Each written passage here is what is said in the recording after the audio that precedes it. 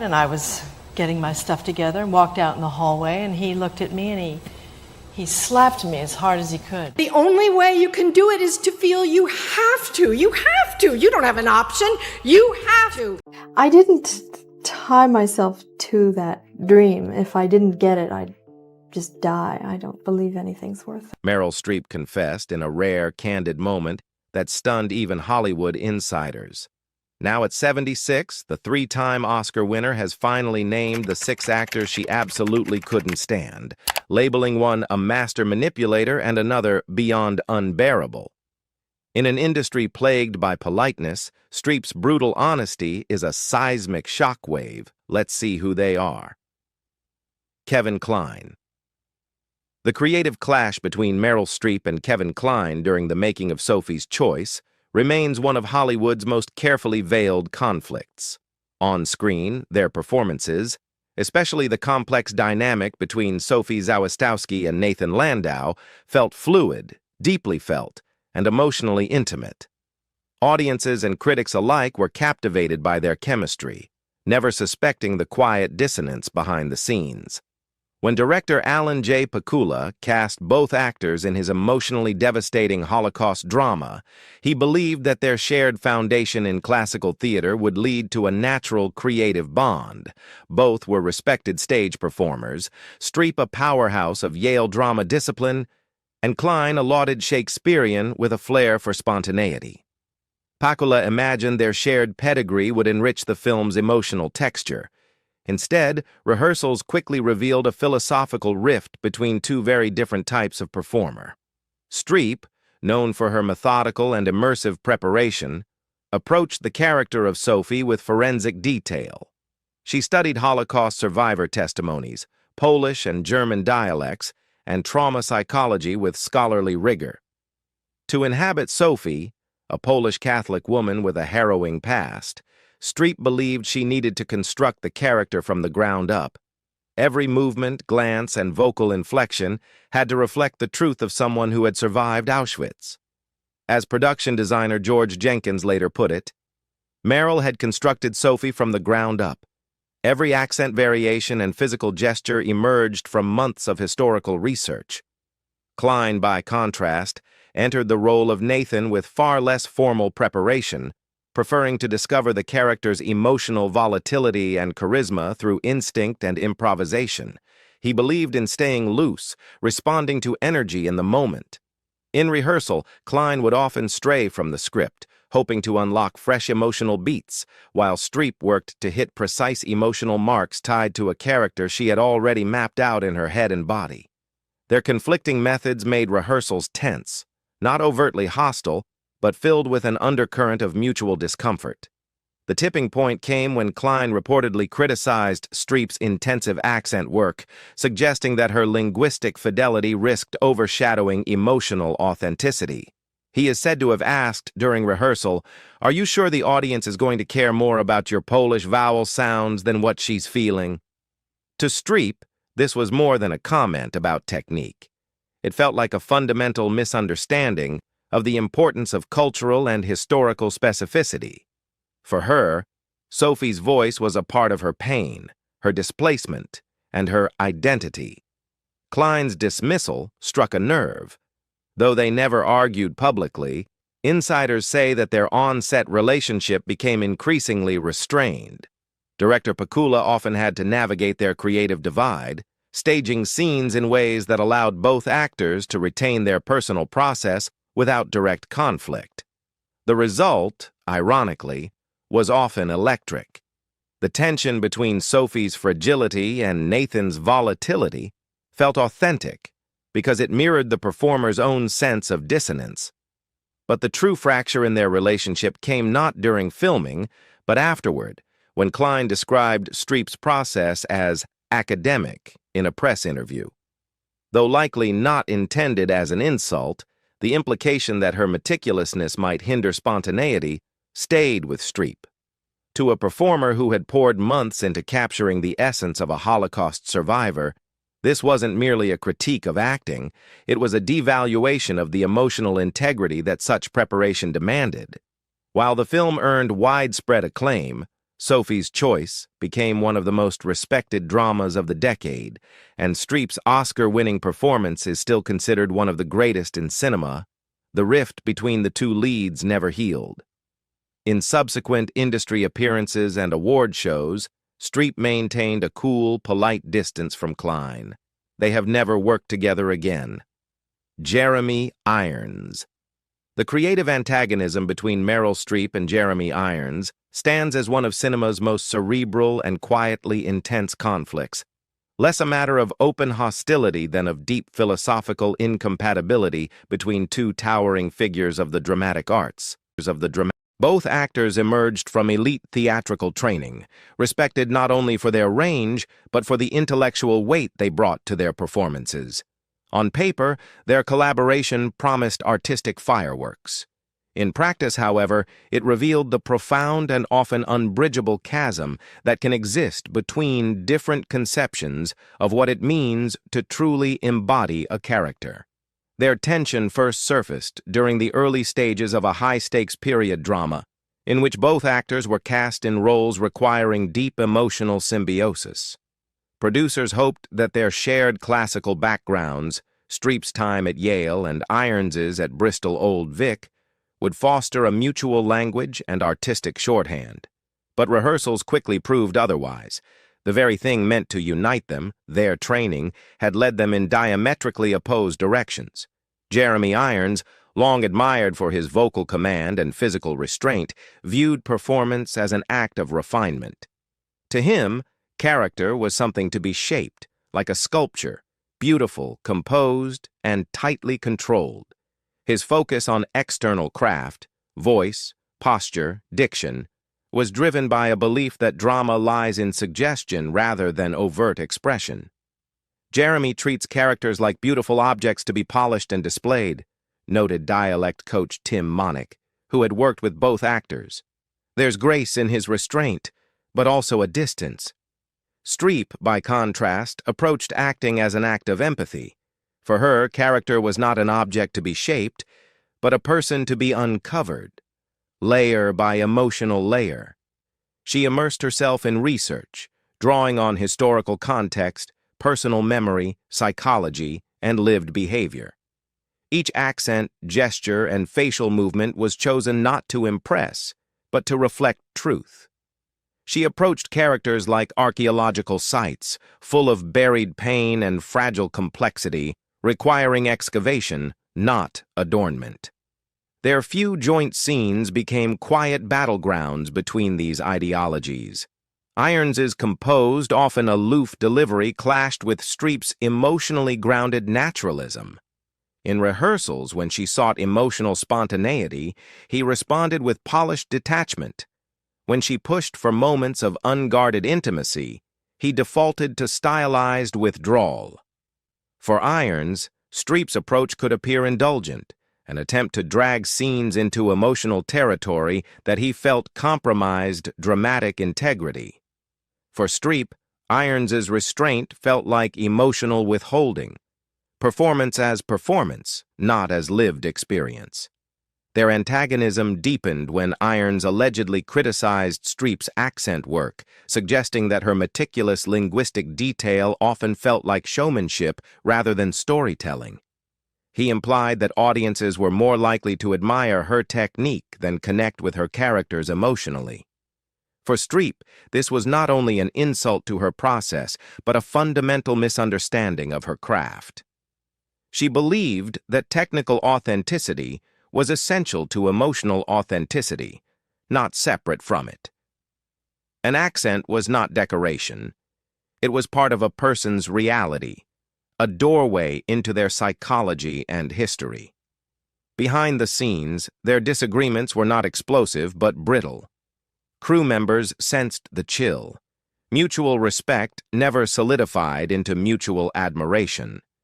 They exchanged professional courtesies, but never warmth. Directors noted how the two avoided each other between takes, how their body language stiffened in shared scenes, and how every moment on screen felt more like a negotiation than a collaboration. What made this creative antagonism especially tragic for film enthusiasts was the unrealized potential. These were not egos clashing for dominance, but artists so ideologically divided in their definitions of truth, vulnerability, and performance that working together became creatively unsustainable. Many hoped their immense talent might lead to more collaborations, films where their contrasting energies could create dynamic tension on screen. Instead, they remained parallel forces, admired individually, but never successfully intertwined. Alec Baldwin. The professional friction between Meryl Streep and Alec Baldwin during the filming of It's Complicated offers a revealing glimpse into how even seasoned actors can struggle to find common ground when their creative instincts pull them in fundamentally opposite directions. While the romantic comedy, directed by Nancy Meyers, went on to become a commercial hit and fan favorite, its production was marked by an undercurrent of tension, carefully managed but palpable, between two acting giants whose methods clashed from day one. Meyers, known for her polished scripts and meticulously designed sets, envisioned a sparkling chemistry between Streep and Baldwin that would bring depth and levity to the story of a divorced couple flirting with rekindled romance. On paper, it made perfect sense. Both actors were highly trained, classically respected, and immensely charismatic. Their resumes spanned drama and comedy with equal ease, and both had shown the ability to balance emotional nuance with sharp timing. But as soon as rehearsals began, it became clear that their approaches to comedy, and indeed to acting itself, operated on entirely different premises. Streep, as always, approached the role of Jane Adler with surgical precision. For her, comedy had to be grounded in truth. She dissected the character's psychology, motivations, and emotional arcs with painstaking detail. Every pause, gesture, and inflection was deliberately chosen to reflect not just what would make an audience laugh, but what would feel real to a woman navigating complex emotions about love, regret, and middle-aged identity. Meryl approaches comedy like a surgeon, noted script supervisor Diane Dreyer. Every laugh must emerge organically from character truth. Baldwin, in contrast, brought a much looser energy to the set. A master of timing and physicality, he thrived on spontaneity. His comedic style leaned heavily on instinct and improvisation. Rather than dissecting every beat, he preferred to feel it out in the moment, allowing line readings and gestures to evolve organically during filming. For him, the joy of comedy lay in its unpredictability and in trusting his own instincts to deliver what felt fresh. This methodological divide came to a head in scenes where scripted dialogue was central to Streep's emotional pacing. Baldwin often deviated from the script, altering lines or injecting off-the-cuff remarks without prior discussion. While this energized the set for some cast and crew, it frequently disrupted Streep's carefully built emotional beats. She was forced to recalibrate mid-take, abandoning planned arcs to respond in real time. To an actor like Streep, whose performance structure was built brick by brick through layered rehearsal, this lack of consistency became a serious challenge. Frustration mounted as Streep began requesting additional rehearsal time, not out of insecurity, but out of necessity. Trying to re-anchor her performance amidst the improvisational whirlwind Baldwin often unleashed. Crew members described an atmosphere of tense politeness, where both actors maintained outward professionalism, but made no effort to hide their internal discomfort. Their scenes together required constant recalibration, not just of timing, but of tone and energy. What made the situation particularly disheartening for many observers in the industry was how perfect the pairing seemed on paper. Streep, with her grounded humanity and impeccable comic timing, and Baldwin, with his sharp wit and devil-may-care charm, should have created fireworks. Instead, their inability to sync creatively underscored a hard truth in filmmaking. Chemistry isn't just about talent, it's about compatibility of process. Despite the challenges, both actors delivered strong performances, evidence of their professionalism and commitment to the craft. But insiders agree that their working relationship never thawed into warmth. They performed side by side, not in partnership, but in parallel, each operating from a creative logic the other couldn't fully embrace. Jack Nicholson.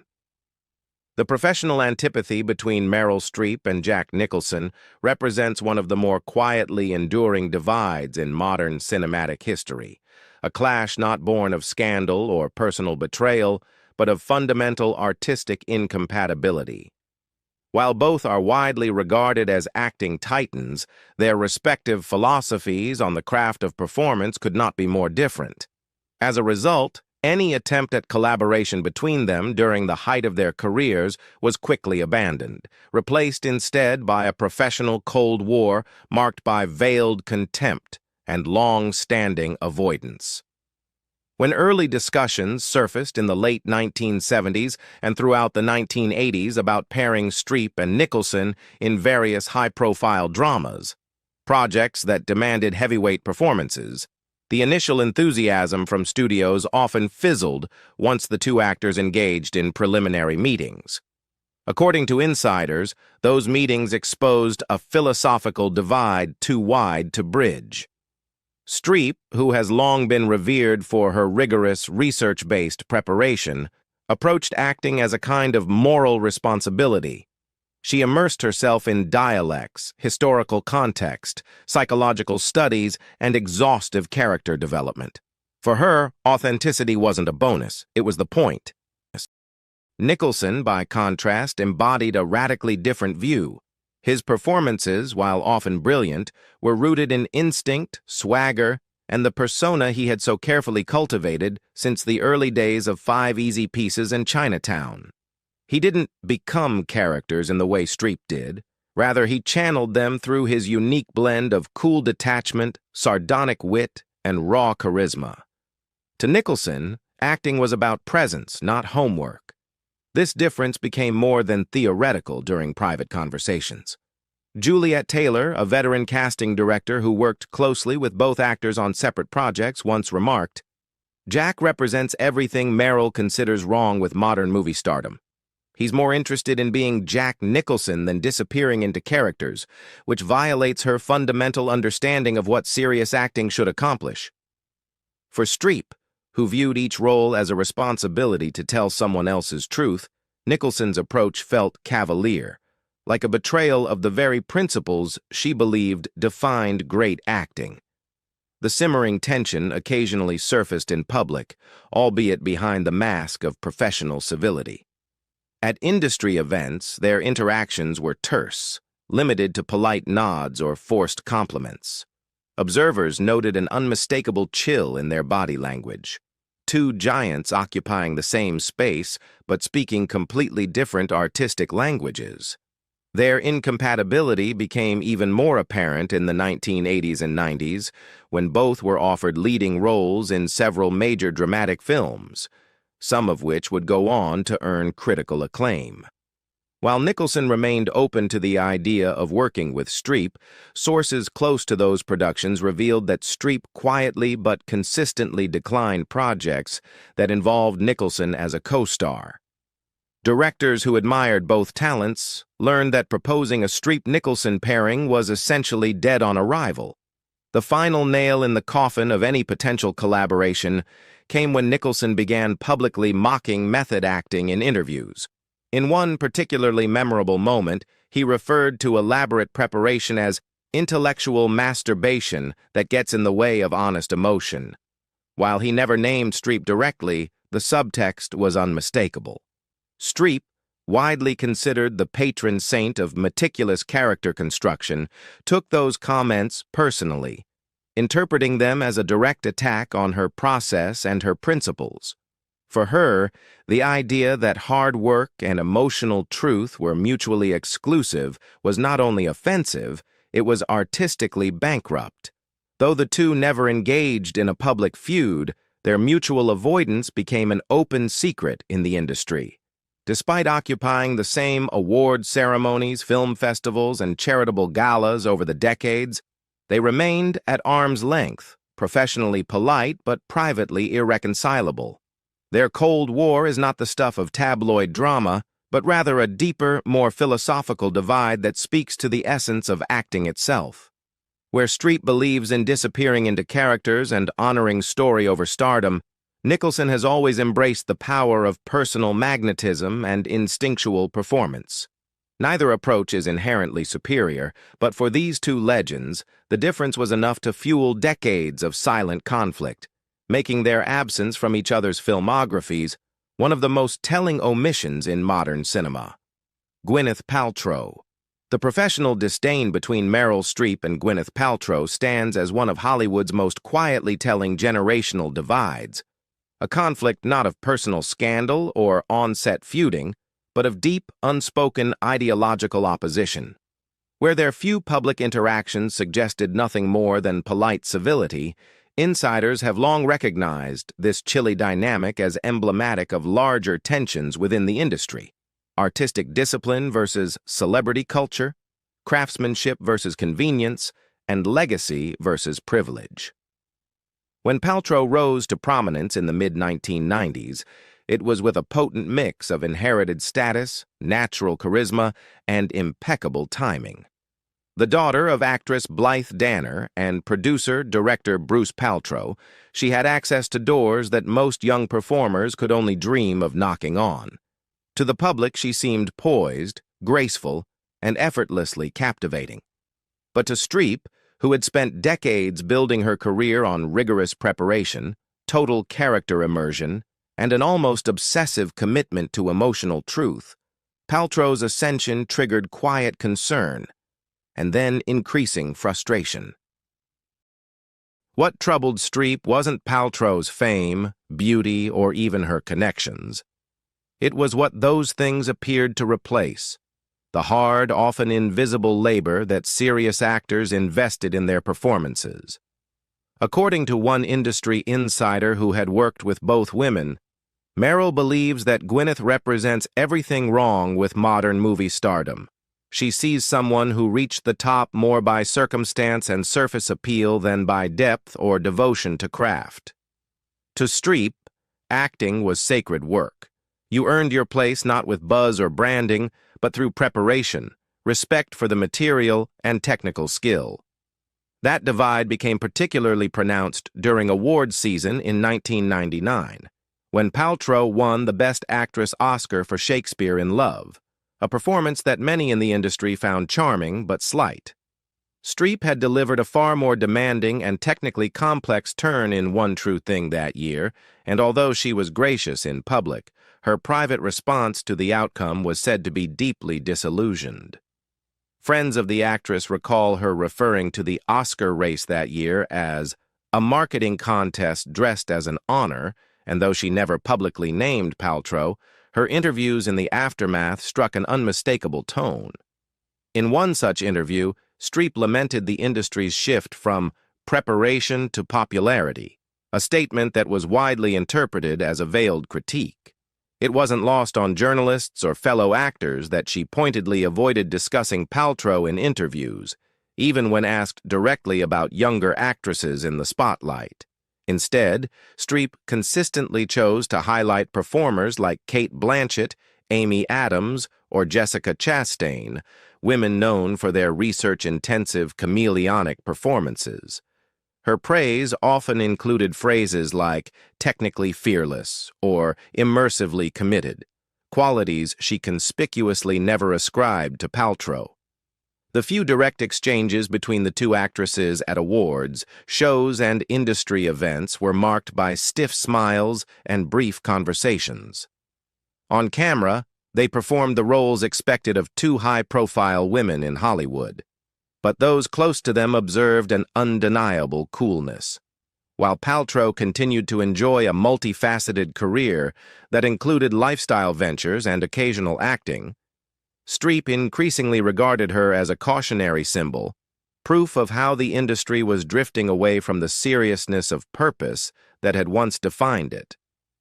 To many observers, the tension between the two wasn't merely personal, it was ideological and profoundly generational. Streep, representing the old guard of stage-trained, research-obsessed performers, viewed acting as a vocation grounded in responsibility.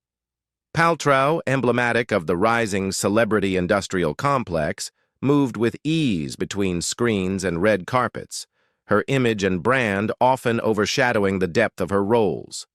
The rift remains one of Hollywood's best-kept open secrets, never dramatized, never publicly acknowledged, but felt by those who understand the inner politics of prestige and performance.